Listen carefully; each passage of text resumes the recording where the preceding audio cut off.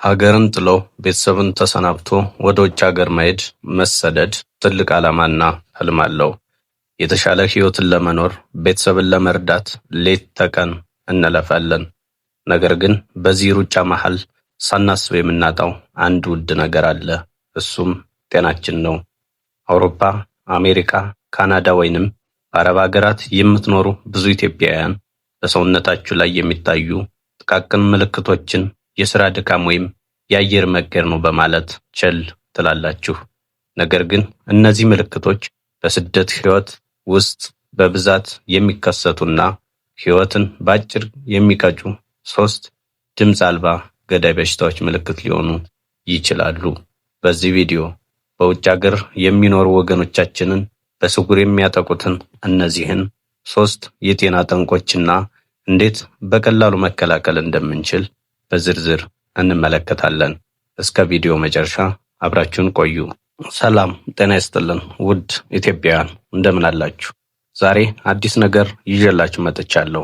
ለእናንተም ለጓደኞቻችሁም እጅግ በጣም ጠቃሚ ነውና ቻናሉን ሰብስክራይብ ያላደረጋችሁ ሰብስክራይብ በማድረግ እንዲሁም ለምትወዷቸው ጓደኞቻችሁ እንዲደርስ ሼር በማድረግ አጋርነታችሁን አሳዩኝ።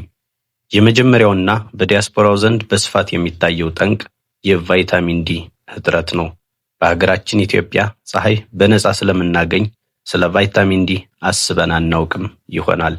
ነገር ግን ፀሐይ ወደማይገኝበት ስቃዜና ደመና ወደ በዛበት ሀገር ስንቀይር ሰውነታችን ይህን አስፈላጊ ቫይታሚን ማምረት ያቆማል። የቫይታሚን ዲ እጥረት ዝም ብሎ የአጥንት መላላት ብቻ አይደለም።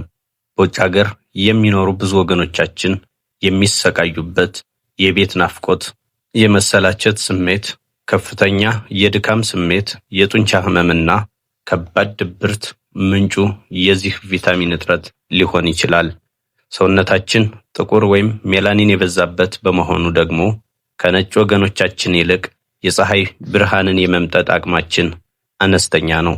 ስለዚህ በስደት የምትኖሩ ወገኖች የድካም ስሜትና ያለ ምክንያት የመጨነቅ ስሜት ሲጫጫናችሁ የቫይታሚን ዲ መጠናችሁን በደም ምርመራ ማረጋገጥና ዶክተር በሚያዝላችሁ መመሪያ መሰረት ሰፕሊመንት ወይም እንክብል መውሰድ መጀመር አለባችሁ። በነገራችን ላይ ይህ ችግር ቤት ውስጥ በመዋልም ይከሰታል።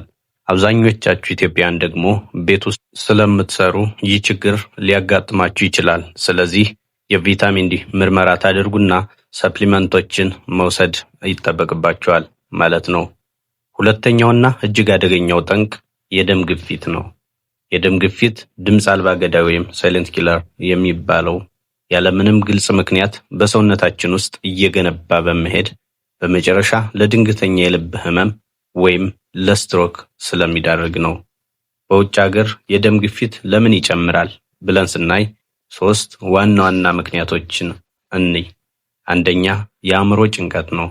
የቤት ኪራይ፣ የቢል ክፍያ፣ ለሀገር ቤት ቤተሰብ የሚላክ ገንዘብ እና የሥራ ቦታ ጫናዎች ሁልጊዜ አእምሯችን እንዲወጠር ያደርጉታል። ሁለተኛ የእንቅልፍ ማጣት፣ በፈረቃ መስራት እና የትርፍ ሰዓት ሥራ የእንቅልፍ ስርዓታችንን ያዛባዋል። ሶስተኛ የምግብ ይዘት፣ ጊዜ ለመቆጠብ ተብሎ የሚወሰዱ የታሸጉ ምግቦች እና ፈጣን ምግቦች በውስጣቸው እጅግ ከፍተኛ የሆነ ጨው መጠን ይይዛሉ። ይህ ደግሞ ደም ስሮቻችን እንዲጠቡና ግፊት እንዲጨምር ያደርጋሉ ማለት ነው። መፍትሄው ምንድን ነው? ምንም አይነት ህመም ባይሰማችሁ እንኳ ቢያንስ በየሳምንቱ ወይም በየወሩ ወይም በየ2 ሳምንቱ የደም ግፊታችሁን በቤት ውስጥ መለካት ልምድ አድርጉት። ሶስተኛውና በውጭ ሀገር ለሚኖሩ ኢትዮጵያውያን ማህበረሰብ ውስጥ በከፍተኛ ፍጥነት እየተስፋፋ የመጣው በሽታ የስኳር በሽታ ነው። በሀገር ቤት እያለን የምንመገበው ምግብ ብዙ ፕሮሰስ ያልተደረገ የተፈጥሮና ፋይበር የበዛበት ነበር። በተጨማሪም ብዙ እንራመድ ነበር። በውጭ ሀገር ግን አብዛኛው ህይወት በመኪና፣ በባቡር ወይም በስራ ቦታ ወይም ደግሞ ቤት በመቀመጥ ይሆናል። ከዚህም በላይ የምንገዛቸው ምግቦችና ለስላሳዎች በውስጣቸው የተደበቀ ከፍተኛ ስኳር አላቸው። ሰውነታችን ይህን ሁሉ ስኳር ማስተናገድ ሲያቅተው የኢንሱሊን መቋቋም ወይም ኢንሱሊን ሬዚስተንስ ይፈጠርና ለስኳር በሽታ እንጋለጣለን ማለት ነው። ከፍተኛ የውሃ ጥም፣ ቶሎ ቶሎ መሽናት፣ ያለ ምክንያት ክብደት መቀነስ ወይም እይታ የመጋረድ ምልክቶች ካሉ በፍጹም ችል ልትሏቸው አይገባም። ከምንም በላይ ደግሞ በቀን ውስጥ የምታደርጉትን የእንቅስቃሴ መጠን መጨመር ያስፈልጋል። በካርቦሃይድሬትና በስኳር የበለጸጉ ምግቦችን መቀነስ ግድ ይላል። ውድ ወገኖቼ፣ በስደት ሆኖ ገንዘብ ማግኘት፣ መለወጥና ቤተሰብን መርዳት የሚቻለው መጀመሪያ ጤና ሲኖር ብቻ ነው። ጤና ከሌለ ያፈሩት ሀብት ሁሉ ትርጉም ያጣል። ስለዚህ ዛሬውኑ የጤና ምርመራ ለማድረግ ቀጠሮ ያዙ። ውሃ በብዛት መጠጣት፣ እንቅልፍ መተኛት፣ ጭንቀትንም ማስወገድ፣ በጸሎትና በስፖርት ሰውነትን መቀነስ መሞከር አለባችሁ።